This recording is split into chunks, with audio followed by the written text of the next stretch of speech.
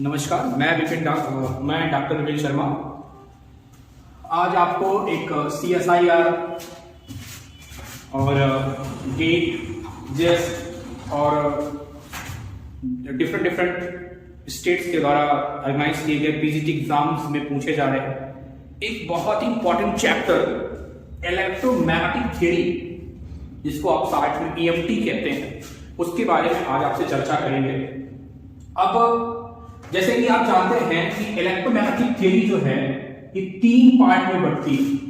जब हम पढ़ना शुरू करते हैं, आपने पढ़ा होगा, BSc में पढ़ा होगा, और तब आप जब पढ़ना शुरू करते हैं देखते हैं कि ये पूरा का पूरा जो आपका ये चैप्टर है ये आपका 3 पार्ट में बढ़ता है। पहला आपका जो चैप्टर है वो आपका है इलेक्ट्रोस्टैटिक।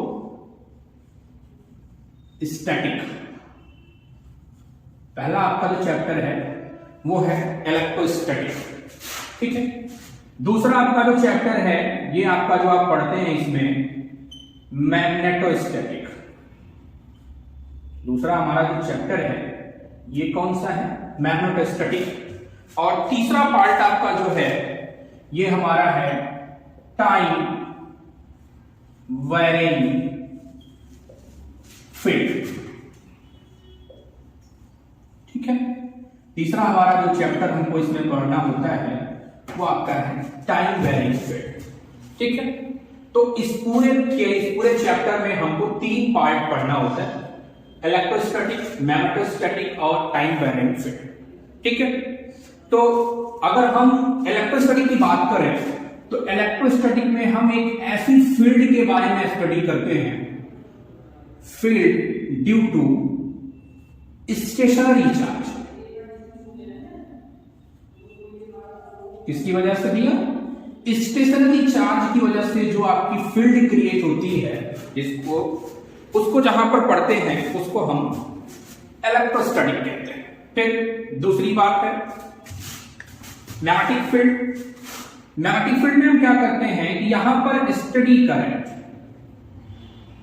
कैसी स्टडी करंट की वजह से जो फील्ड आपकी क्रिएट होती है, ये यहां पर मैग्नेटोस्टैट में हम क्या करते हैं भैया? Field due to steady current, ठीक है। यहां पर आपको फील्ड, मैग्नेटिक फील्ड पढ़ते हैं, वो स्टडी करंट, आपकी स्टडी करंट की वजह से जो फील्ड क्रिएट होती है उसको हम मैग्नेटोस्टैटिक में पढ़ते हैं। और टाइम वेरिंग फील्ड जो होती है, यहां पर आपकी जो इलेक्ट्रिक फील्ड होती है, इलेक्ट्रिक फील्ड और आपकी जो मैग्नेटिक फील्ड होती है, ठीक है, ये दोनों आपकी जो इलेक्ट्रिक फील्ड और मैग्नेटिक फील्ड होती है, दोनों किसका फंक्शन होती है? Function of time. किसका फंक्शन होती है भैया? टाइम का फंक्शन होती है, ठीक है। ध्यान रखेंगे इस बात कि जब आप टाइम वेरिंग फील्ड पढ़ना शुरू करें तो आपकी ध्यान रखें कि आपकी जो इलेक्ट्रिक फील्ड और मैग्नेटिक फील्ड यहां जो होगी वो टाइम का फंक्शन है, फंक्शन ऑफ टाइम, ठीक है। तो ये आपको पूरा का पूरा जो है इतना पढ़ना है कि जब आप इलेक्ट्रोस्टैटिक पढ़ेंगे तो ध्यान रखने वाली बात क्या है कि यहां पर में ऐसी फील्ड पढ़ते हैं ना, जो स्टेशनरी चार्ज की वजह से जो फील्ड क्रिएट होती है उसको जो स्टडी करते हैं उसको हम इलेक्ट्रोस्टैटिक कहते हैं। और मैग्नेटोस्टैटिक की बात की है तो यहां पर स्टडी करंट की वजह से जो हमारी फील्ड क्रिएट होती है उसको जहां पढ़ते हैं उसको हम जब स्टडी करना शुरू करेंगे तो मैग्नेटोस्टैटिक में आती है। और फिर जब आप टाइम वेरिंग फील्ड की बात करते हैं तो टाइम वेरिंग फील्ड में जो आपकी इलेक्ट्रिक फील्ड होती है और हमारी जो मैग्नेटिक फील्ड होती है, दोनों टाइम ऑफ किसका फंक्शन होते हैं? टाइम का फंक्शन होते हैं, ठीक है भैया। तो अब हम आपसे बात करते हैं, हम स्टार्ट आज आपसे जो करेंगे वो पहले इलेक्ट्रोस्टैटिक की शुरुआत करते हैं, ठीक है। आज हमारा आपका जो विषय होगा वो इलेक्ट्रोस्टैटिक होगा।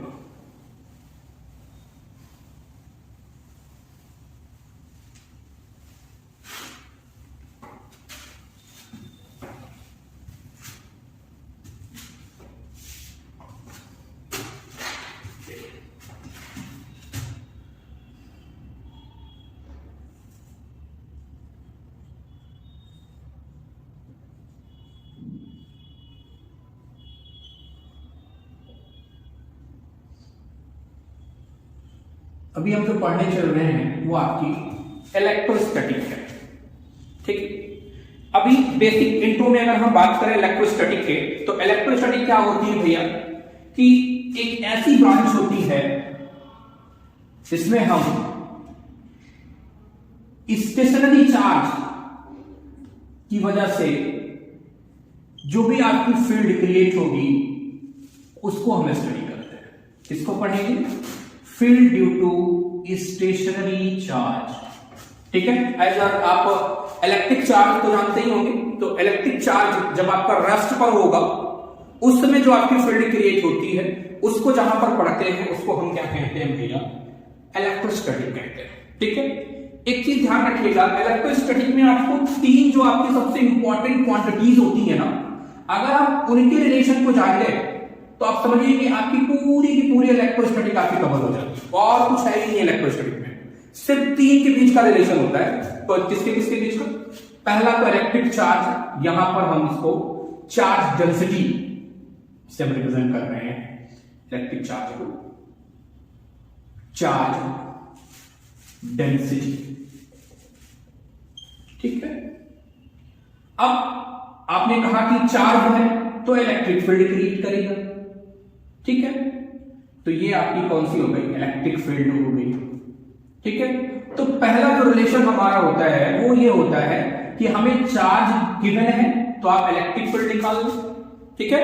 और अगर आपको क्या है कि इलेक्ट्रिक फील्ड दी गई होगी तो आप क्या कर सकते हैं भैया? इलेक्ट्रिक चार्ज को कैलकुलेट कर सकते हैं, ठीक है। पहला रिलेशन ध्यान रखें, जब आप इलेक्ट्रोस्टैटिक पढ़ना शुरू करते हैं तो इलेक्ट्रोस्टैटिक में पहला कॉन्सेप्ट आपका जो आता है वो इलेक्ट्रिक चार्ज का आता है।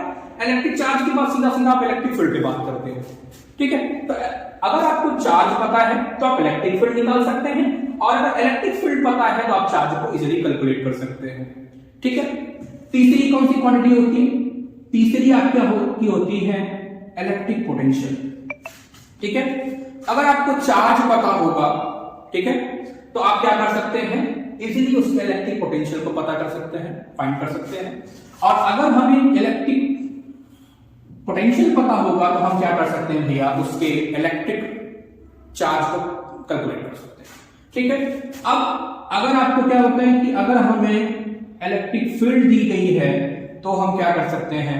इलेक्ट्रिक पोटेंशियल कैलकुलेट कर लेंगे, और अगर पोटेंशियल दिया हुआ है तो हम क्या कर सकते हैं? आपके इलेक्ट्रिक फील्ड को कैलकुलेट कर सकते हैं। तो पूरी की पूरी जो आपकी इलेक्ट्रोस्टैटिक है ना, ये पूरी की पूरी इन्हीं तीन क्वांटिटीज के बीच में चलती है। कि कभी कभी हमें चार्ज दिया रहेगा, आपसे इलेक्ट्रिक फील्ड पूछ लेगा, इलेक्ट्रिक फील्ड दिया होगा तो चार्ज पूछ लेगा, चार्ज दिया होगा तो आपसे इलेक्ट्रिक पोटेंशियल पूछ लेगा, कभी इलेक्ट्रिक पोटेंशियल देगा तो चार्ज पूछ लेगा, या फिर आपको फील्ड दिएगा तो पोटेंशियल पूछ लेगा, पोटेंशियल दिया होगा तो फील्ड। मतलब कुल मिला के आपको तीन के बीच का रिलेशन पढ़ना है। इलेक्ट्रिक चार्ज का रिलेशन, इलेक्ट्रिक चार्ज का इलेक्ट्रिक चार्ज का इलेक्ट्रिक फील्ड से क्या रिलेशन है, इलेक्ट्रिक चार्ज का पोटेंशियल से क्या रिलेशन है, पोटेंशियल का इलेक्ट्रिक चार्ज से क्या रिलेशन है, इलेक्ट्रिक फील्ड का पोटेंशियल से क्या रिलेशन है, पोटेंशियल का इलेक्ट्रिक फील्ड से। तो अगर आप इन तीनों को आप जान गए तो आप इस पूरी की पूरी इलेक्ट्रोस्टैटिक आपके लिए आसान हो जाती है, ठीक है। तो अब हम आपसे इलेक्ट्रोस्टैटिक्स में आपको पढ़ना क्या क्या है इसके बारे में चर्चा करेंगे, ठीक है। पूरा सिलेबस आज आपको डिफाइन करते हैं कि जब आप इलेक्ट्रोस्टैटिक पढ़ना शुरू करेंगे तो आपको इसमें पढ़ना क्या क्या होगा, ठीक है। जब आप इलेक्ट्रोस्टैटिक पढ़ना शुरू करते हैं तो पहला काम जो हमारा होता है वो होता क्या है कि आपको चार्ज दिया जाएगा। पहला जो आपका होगा कि इफ, पहला जो आपका है कि if charge is given, charge is given, charge आपको दिया जाएगा, how you can find electric field, ठीक है। पहला आपको क्या होगा कि आपको चार्ज दिया जाएगा और आप इलेक्ट्रिक फील्ड को कैसे फाइंड करेंगे तो आपने पढ़ रखा है। इसके लिए लॉ कौन सा है? Coulomb's law, Coulomb's law and principle of superposition, ठीक है, प्रिंसिपल ऑफ सुपरपोजिशन। चार्ज अगर हमें दिया गया होगा और आपसे इलेक्ट्रिक फील्ड पूछ लेगा तो आप क्या कर सकते हैं, कूलॉम्स लॉ लगाएंगे और प्रिंसिपल ऑफ सुपरपोजिशन की हेल्प से आप कर सकते। लेकिन अब यहां पे समझिए, अब ये तो आपका क्या हो गया, ये कूलॉम्स लॉ का यूज करके आप कुछ सर्टेन सिमेट्रीज के लिए निकाल सकते हैं। अगर आपको फ्री सिमेट्री हम दे देना, लाइक स्फेरिकल, सिलेंड्रिकल, प्लेन, इन सब में दे दें, तो इससे कैलकुलेशन करना हमारे लिए थोड़ा सा क्रिटिकल हो जाता है। तब हम किसका इस्तेमाल करते हैं, जैसे अगर आपको सिमेट्रिकल चार्ज दिया गया, कैसा चार्ज दिया गया हो, सिमेट्रिकल, इफ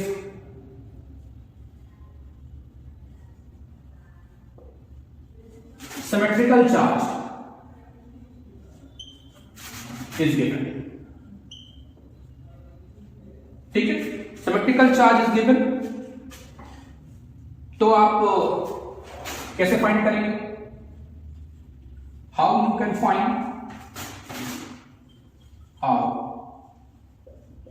फाइंड,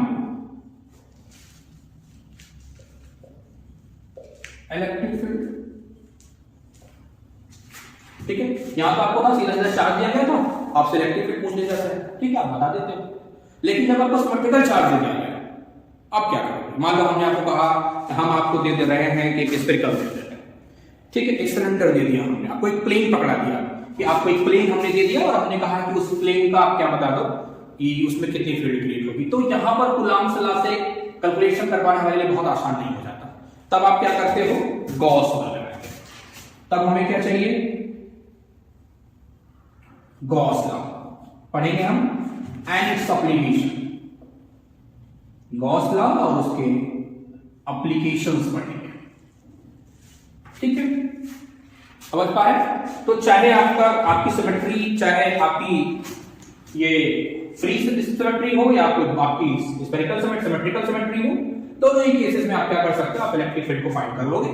एक कूलॉम्स लॉ से होती है, दूसरी गॉस लॉ से होती है, ठीक है। इसके बाद हम क्या कैलकुलेट करेंगे, इसके बाद हम जो पढ़ेंगे वो आपका होगा इलेक्ट्रोस्टैटिक पोटेंशियल। इसके बाद आप जो पढ़ेंगे इलेक्ट्रोस्टैटिक पोटेंशियल, ठीक, समझ में आया। अब इसके बाद आपको क्या पढ़ना है, इलेक्ट्रोस्टैटिक पोटेंशियल, ठीक।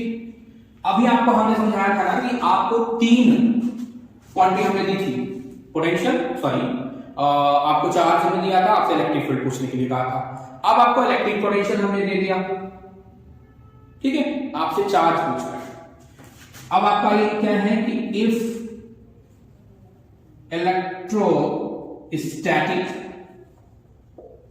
पोटेंशियल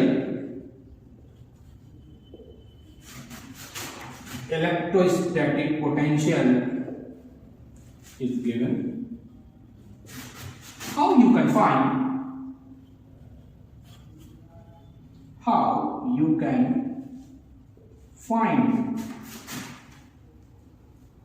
electric charge,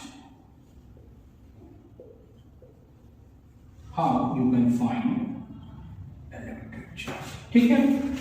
क्या है कि आपको हमने इलेक्ट्रोस्टैटिक पोटेंशियल दे दिया है और अब आपसे कह रहे हैं कि आप हमें इलेक्ट्रिक चार्ज बता दीजिए। अब क्या करोगे, ठीक है, अब हम क्या करेंगे, कहां से ऐसा कैलकुलेट करोगे, आपको अब पढ़ना होगा पॉइसन्स equation.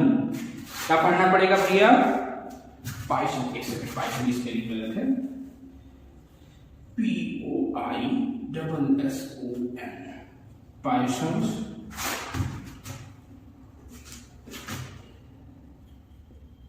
Equation and Laplace equation, ठीक है। तो अगर आपको पोटेंशियल दिया जाएगा तो आप क्या करोगे, पॉइसन इक्वेशन और लाप्लास इक्वेशन की हेल्प से आप इलेक्ट्रिक चार्ज को क्या कर सकते हैं, कैलकुलेट कर पाएंगे, ठीक है। नोट कर लीजिएगा, देखिए जब आप, हमें क्या होता है, हमें जब सिलेबस पता हो कि हमें पढ़ना क्या क्या है, बहुत चीजें हैं, ब्रॉड सिलेबस है, ठीक है, आपको पढ़ना क्या क्या है पहले ये क्लियर कर लिया करिए। आपको पढ़ना कितना है, जितना पढ़ना है उतना आप पढ़िए, ठीक है। तो इतना पहले क्लियर हो गया आपको कि अगर हमें चार्ज गिवन है, हमें इलेक्ट्रिक फील्ड कैलकुलेट करनी है, तो हम Coulomb's law, principle of superposition की हेल्प से करेंगे। फिर अगर आपको क्या दिया है, सिमेट्रिकल चार्ज दिया है, तो आप कूलम्ब्स लॉ से कैलकुलेट नहीं कर पाएंगे, तो आप गॉस लॉ और उसके एप्लीकेशंस की बात करते हैं। फिर अब इसके बाद आपको इलेक्ट्रिक फील्ड हो गया, चार्ज हो गई, ठीक है ना। अब हमको पोटेंशियल हमने आपको दे दिया और आपके पास आप पोटेंशियल मिला है, अब आप हमें चार्ज बता दो, तो आप कहोगे हम कैसे बताएंगे, पाइसन इक्वेशन और लाप्लास इक्वेशन की हेल्प से बताएंगे, ठीक है। फिर इसके बाद आप पढ़ोगे, इसके बाद हम जो पढ़ेंगे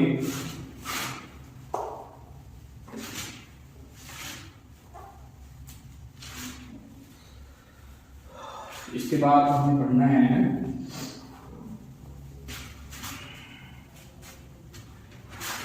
अब इसके बाद का जो टॉपिक होगा हमारा वो इलेक्ट्रोस्टैटिक एनर्जी।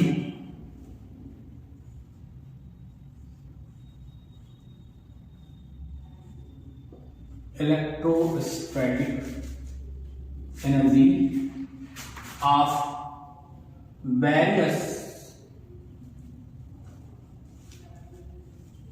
कॉन्फ़िगरेशन, ठीक है। वेरियस आपके जो कॉन्फ़िगरेशंस हैं, ठीक है, उनकी इलेक्ट्रोस्टैटिक एनर्जी हम यहां पर पढ़ेंगे। इसके बाद सब पूछे जाते हैं, ठीक है। जब आपको ये क्लियर हो जाएगा कि आप जब पढ़ लेंगे इलेक्ट्रोस्टैटिक एनर्जी पढ़ लेंगे, तो इसके बाद हम आपसे प्रॉपर्टीज ऑफ कंडक्टर पढ़ेंगे। फिलहाल आपको कंडक्टर तो पता ही होगा, लेकिन थोड़ा सा यहां पर हम आपसे कुछ प्रॉब्लम्स हैं ऐसी जो यहां पर पढ़ी जाती हैं, तो हम प्रॉपर्टीज ऑफ कंडक्टर आपसे यहां डिस्कस करेंगे, ठीक है। कंडक्टर की प्रॉपर्टीज क्या क्या होंगी वो आपको हम यहां पर स्टडी करेंगे, ठीक है। जब आप ये पढ़ लोगे, प्रॉपर्टीज ऑफ कंडक्टर पढ़ लेंगे, तो प्रॉपर्टीज ऑफ कंडक्टर पढ़ने के बाद हमें जो पढ़ना होगा वो हम पढ़ेंगे भैया इलेक्ट्रिक डाइपोल। क्या पढ़ेंगे, इसके बाद का हमारा जो टॉपिक होगा वो इलेक्ट्रिक डाइपोल होगा,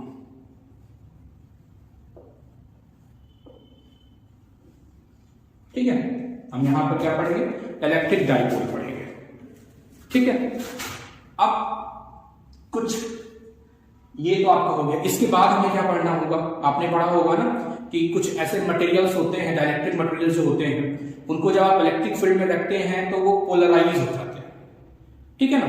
पोलराइजेशन हमें यहां पे क्या पढ़ना है, इसके बाद का फेनोमेना जो क्या है, पोलराइजेशन फेनोमेना है। कौन सा फेनोमेना यहां पर हमें पढ़ना है, उसके बाद पोलराइजेशन फेनोमेना पढ़ना है, ठीक है। या इसी को आप कह लो, यहां तक आपके जो चार्जेस है ना वो फ्री हैं, यहां तक आपके जो चार्जेस हैं वो फ्री हैं। अभी तक इलेक्ट्रिक डाइपोल तक आप जो पढ़ोगे ना, यहां पर चार्जेस आपके फ्री हैं। यहां पर डाइपोल में ध्यान रखेंगे कि यहां पर आपको इलेक्ट्रिक फील्ड और क्या नाम है, इलेक्ट्रिक पोटेंशियल सब पढ़ेंगे यहां पर, पूरा एकदम पूरा ब्रॉड पढ़ेंगे, कुछ छोड़ेंगे नहीं। यहाँ पे ध्यान रखिए, इस बात परेशान हो होइएगा, पूरा पढ़ा जाएगा यहां पर, ठीक है। इसके बाद हम पोलराइजेशन पढ़ेंगे। पोलराइजेशन का मतलब क्या होगा, कॉन्सेप्ट ऑफ बाउंड चार्ज। क्या पढ़ेंगे, कॉन्सेप्ट ऑफ बाउंड चार्ज यहां पर हम पढ़ेंगे आपसे, ठीक है। बाउंड चार्ज, जैसे आप कहोगे ना कि डाइलेक्ट्रिक मटेरियल से याद हो, आप कहते थे कि हम हमारे पास एक डाइलेक्ट्रिक मटेरियल है, ठीक है, ये आपका एक डाइलेक्ट्रिक मटेरियल है, होता तो ये इंसुलेटर ही है, ठीक है। और अब आप जानते हैं एटम है, एटम न्यूट्रल फॉर्म में एग्जिस्ट करता है, तो यहां पर क्या होगा, आपके पॉजिटिव और नेगेटिव चार्जेस, पॉजिटिव और नेगेटिव चार्जेस सब आपके प्रेजेंट होते हैं, ठीक है। पॉजिटिव नेगेटिव सारे चार्जेस यहां पर प्रेजेंट होते हैं। लेकिन जैसे ही आप इलेक्ट्रिक फील्ड अप्लाई करोगे ना, जैसे आपने यहां पर कोई इलेक्ट्रिक फील्ड अप्लाई की, तुरंत ये सारे चार्जेस क्या हो जाएंगे, पोलराइज हो जाएंगे। पोलराइजेशन का मतलब जितने चार्जेस होंगे, पॉजिटिव चार्जेस सब नेगेटिव प्लेट की तरफ हो जाएंगे, और जितने नेगेटिव चार्जेस होंगे सारे के सारे पॉजिटिव प्लेट की तरफ चले जाते हैं। इस फेनोमेना को हम पोलराइजेशन कहते हैं। तो वही हम यहां पर पढ़ेंगे, कॉन्सेप्ट ऑफ पोलराइजेशन पढ़ेंगे, ठीक है। जब आप पोलराइजेशन का कॉन्सेप्ट पढ़ेंगे, इसके बाद हम थोड़ा सा पुनः लॉ की तरफ चलेंगे, गॉस लॉ की तरफ, जिसको हम मॉडिफाइड गॉस लॉ कहते हैं, इलेक्ट्रोस्टैटिक के लिए मॉडिफाइड गॉस लॉ होगा। तो हम यहां पर पढ़ेंगे गॉस लॉ, ठीक है। इसको कुछ लोग मॉडिफाइड भी कहते हैं। तो modified Gauss law in the presence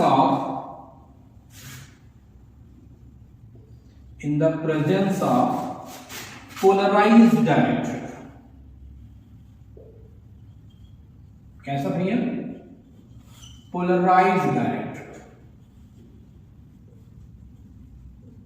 ठीक है। पोलराइज्ड डायरेक्ट्रिक जो होगा उसके बारे में यहां पर पढ़ेंगे, ठीक है।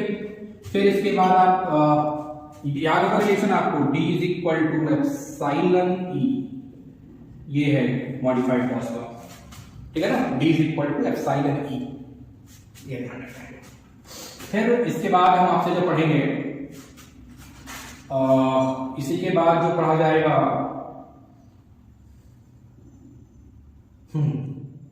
इसके बाद हम जो पढ़ेंगे बाउंड्री कंडीशंस पढ़ेंगे। इलेक्ट्रोस्टैटिक जो बाउंड्री कंडीशंस होती हैं उनको यहां पर हम पढ़ेंगे, ठीक है। वो आपका होगा जैसे E की बाउंड्री कंडीशन, D की, पोटेंशियल की, ये सारी बाउंड्री कंडीशन आपसे हम यहां पर पढ़ेंगे, ठीक है। इसके तुरंत बाद जब हम इसको खत्म कर लेंगे तो इसके बाद एक कुछ अभी तो जैसे आपका सिंगल चार्ज, बाउंड चार्ज हो गया, मल्टीपल अगर हम बात करेंगे मल्टीपोल, ठीक है। मल्टीपोल के बारे में, मल्टीपोल एक्सपेंशन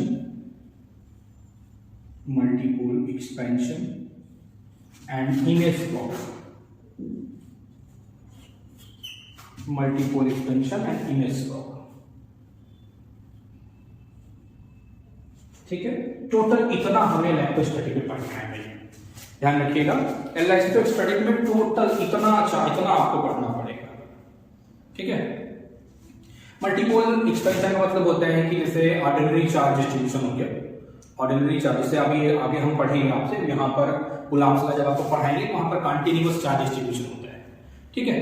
अगर कंटीन्यूअस ना होकर के वो ऑर्डिनरी हो जाएगा तो वो मल्टीपोल एक्सपेंशन में पढ़ा जाता है, तो वहां पर हम पढ़ेंगे। और एक टॉपिक यहाँ पर इसी इलेक्ट्रोस्टैटिक में ही पढ़ा जाता है आपका, कि ये थोड़ा सा इलेक्ट्रोस्टैटिक और आपके मैग्नेटोस्टैटिक के बीच की कड़ी होती है, तो उसको हम पढ़ेंगे। क्या होगा कि motion of an electric charge, ठीक है। इसी को जो खत्म कर लेंगे, इस पूरी प्रॉब्लम को खत्म करने के बाद हम जो पढ़ेंगे वो आपसे पढ़ेंगे मोशन ऑफ इलेक्ट्रिक चार्ज, जो कि थोड़ा सा चार्ज से रिलेटेड होगा, तो हम इसी के बारे में पढ़ेंगे, motion of electric charge, motion of electric charge, या कहीं कहीं कहते हैं कि चार्ज पार्टिकल, तो एक ही बात है दोनों, ठीक है। ध्यान रखने वाली बात है कि हम यहां पर क्या करेंगे, मोशन ऑफ इलेक्ट्रिक चार्ज या इसी को चार्ज पार्टिकल कहते हैं। जब हम आपकी इलेक्ट्रोस्टैटिक इमेज वाली प्रॉब्लम सॉल्व कर लेंगे इसके बाद हम पढ़ेंगे। जैसे आपने पढ़ रखा है ना, अगर आपको याद हो पीछे आपने सेकेंड ईयर में है शायद, एनईपी में आता है, एनईपी में है तो सेकेंड ईयर में है, तो जब आपका चार्ज अगर वो इलेक्ट्रिक फील्ड में मोशन करेगा, ठीक है, और अगर इलेक्ट्रिक फील्ड में उसका मोशन स्ट्रेट लाइन है, तो मतलब अगर चार्ज आपका जो है इलेक्ट्रिक फील्ड में in the direction of field motion कर रहा है तो उसका पाथ कैसा होता है, स्ट्रेट लाइन होगा। अगर परपेंडिकुलर फील्ड जाएगा तो पैराबोलिक होगा, ठीक है। ये तो इलेक्ट्रिक फील्ड की केस होगी। और ध्यान समझिएगा, अगर चार्ज, इस पे भी प्रॉब्लम पूछी जाती है, क्या पूछा जाता है कि अगर आपका कोई चार्ज है और वो इलेक्ट्रिक फील्ड की डायरेक्शन में मोशन कर रहा है तो उसका पाथ कैसा होगा, ध्यान रखिए, स्ट्रेट लाइन। दूसरा आपसे पूछा जाएगा, मान लीजिए कह देता है कि परपेंडिकुलर टू द फील्ड है, ठीक है, परपेंडिकुलर टू द फील्ड अगर मोशन कर रहा है तो पाथ कैसा हो जाएगा, उसका पैराबोलिक हो जाएगा, ठीक।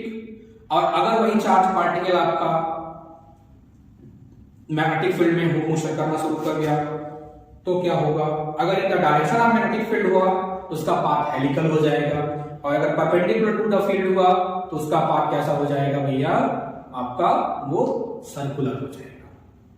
ठीक है, और जब इलेक्ट्रिक और मैग्नेटिक दोनों फील्ड एक साथ प्रेजेंट होंगी तो उसका पाथ आपका कैसे साइक्लॉइड हो जाएगा।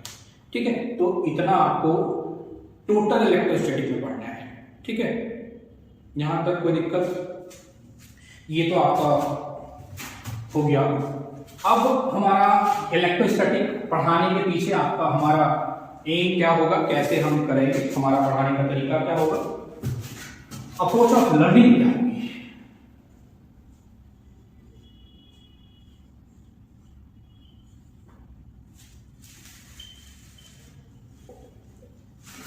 ठीक है, अप्रोच ऑफ लर्निंग। ठीक है, पहला तो हमारा अप्रोच होगा डेवलप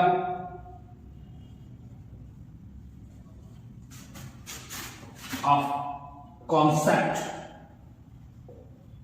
ठीक है, क्या करना है, कॉन्सेप्चुअल अंडरस्टैंडिंग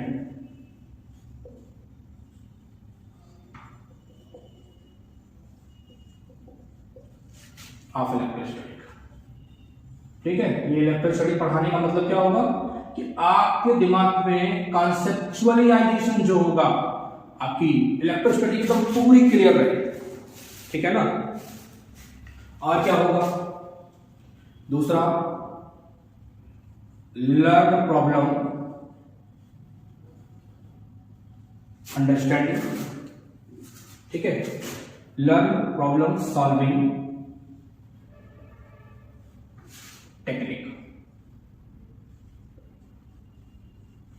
ठीक है, लर्न क्या करना है, प्रॉब्लम सॉल्विंग टेक्निक आपको जो क्या करनी है वो लर्न करनी है।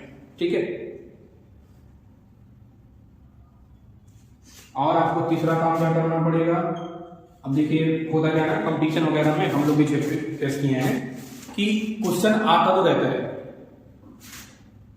ना, लेकिन हमारी स्पीड नहीं बन पाती है। ठीक है, तो हम क्या करेंगे, नीड लॉट्स ऑफ प्रैक्टिस,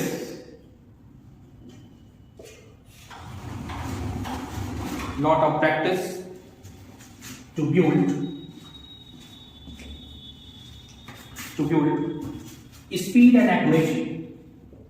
ठीक है, जैसे हमने आपसे बताया ना अभी कि हम लोग भी होते हैं, ऐसा नहीं है, कोई एग्जाम वगैरह देते हैं ना तो ये रहता है कि हमें क्वेश्चन आता है। ठीक है, लेकिन क्या होता है, एक्यूरेसी नहीं हो पाती, जल्दी जल्दी प्रॉब्लम सॉल्व नहीं हो पाती। तो ये तीन काम हमको डेवलप करना है। पहला काम करना है कि आपको दिमाग में इलेक्ट्रोस्टैटिक का एकदम क्लियर कॉन्सेप्चुअलाइजेशन हो जाए, लर्न प्रॉब्लम सॉल्विंग टेक्निक आपके पास हो जाए, आप प्रॉब्लम सॉल्व करने के टेक्निक ध्यान रखें, और lots of practice to build speed and accuracy. आपको प्रैक्टिस कराई जाएगी यहां पर, ताकि आप क्या करें कि आप प्रॉब्लम सॉल्व करने की जो स्पीड है, ठीक है, वो आपकी एकदम अच्छी हो जाए, एक्यूरेसी के साथ करें। ठीक है,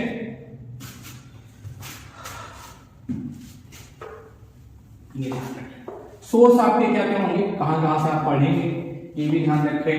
भाई देखिए एग्जाम में बहुत ज्यादा समय तो होता नहीं है।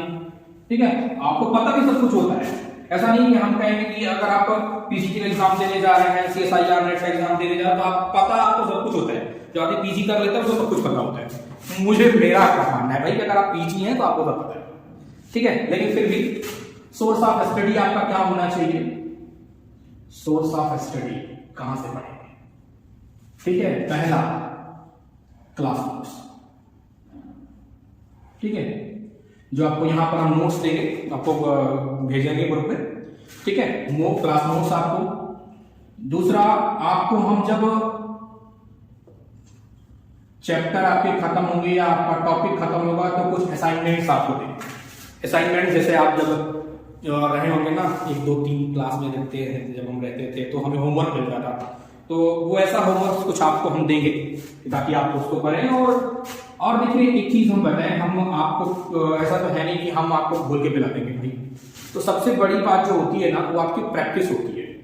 ठीक है, तो आप ध्यान रखेंगे प्रीवियस ईयर क्वेश्चंस, चाहे आप गेट का एग्जाम देने जा रहे हैं, जेस्ट का एग्जाम देने जा रहे हैं, आपको पीसीटी का देने जा रहे हैं, प्रीवियस ईयर क्वेश्चन बहुत मायने रखते हैं। आप ये देख के चलिए किस तरीके क्वेश्चन आते हैं। और कभी कभी क्या होता है कि कुछ प्रॉब्लम्स रिपीट भी हो जाती है, पीसीटी वगैरह में तो रिपीट भी हो जाती हैं, तो ध्यान रखेंगे प्रीवियस ईयर क्वेश्चंस आप ध्यान रखेंगे। हाँ, सीएसआईआर में पैटर्न बदला है लोगों का थोड़ा सा, तो उसको हम समझ रहे हैं, उसके हिसाब से हम बात करेंगे आपसे। लेकिन अभी आप ध्यान रखेंगे, अगर आप पीसीटी वगैरह देने जा रहे हैं या कोई एग्जाम आप देने जा रहे हैं, जैसे अभी एमपी हायर एजुकेशन का भी वैकेंसी डिफाइन हो गई है, 138 सीट है टोटल और उसमें कैटेगरी वाइज है, तो उसका भी एग्जाम आप देंगे, ठीक है। तो डिफरेंट एग्जाम आपको देने हैं, तो आप प्रीवियस ईयर क्वेश्चन ध्यान रखें और टेस्ट भी आपके होंगे, अगला एग्जाम देखेंगे अगर होगा तो आपको टेस्ट भी कराएंगे। तो 3 चीजें आप मेन ध्यान रखें, सोर्स ऑफ स्टडी आपका क्लास नोट्स होना चाहिए, जो आपको असाइनमेंट दिए जाए वो आप कल कर लें, और सेल्फ स्टडी भाई बड़ा इंपॉर्टेंट होता है। आप ये सोच रहे हैं कि साहब पढ़ाएंगे और पूरा का पूरा फंस जाए तो भैया, तो आप ये ध्यान रखें आपको प्रीवियस ईयर क्वेश्चन करने हैं, ये ध्यान रखें प्रीवियस ईयर क्वेश्चन आपको करना है। कुछ रेफरेंस बुक आपको हम बता दें, ठीक है। कुछ रेफरेंस बुक जैसे आप पढ़े होंगे, introduction to electrodynamic studies a Griffith, बहुत अच्छी किताब है। इंट्रोडक्शन टू इलेक्ट्रो डायनामिक्स, ये लिखी गई है डीजे ग्रिफिथ सर के द्वारा। तो ये आप थोड़ा सा देखिएगा। और एक किताब जो आपको पढ़ा होगा, हो सकता है आप लोगों ने, electricity and magnetism, doctor S C Tiwari की है, अच्छी किताब है ये भी, तो इसको आप देख लीजिएगा। कुछ लोग जेडी जैक्सन भी कहते हैं, हाँ तो हाँ जेडी जैक्सन भी अच्छी किताब है, अगर आप जेडी जैक्सन भी पढ़ लें तो जेडी जैक्सन भी अच्छी किताब है। तो थोड़ा सा आप लेक्चर आप देख रहे हैं, इस बार किताबें भी देख लिया करिए थोड़ा बहुत। कभी कभी क्या होता है कि पढ़ाते समय कुछ चीजें छोड़ जाए, कभी कभी होता है ऐसा, तो वहां आपको थोड़ा सा होगा अपनी जब नोट्स बनाते रहेंगे तो अपनी नोट्स में जो है आप ये चीजें क्लियर कर लेंगे, ठीक है। तो इतना आपको इलेक्ट्रिक स्टडी पे पढ़ना है। अब नेक्स्ट लेक्चर में हम आपसे सीधा आपके सिलेबस के बारे में बात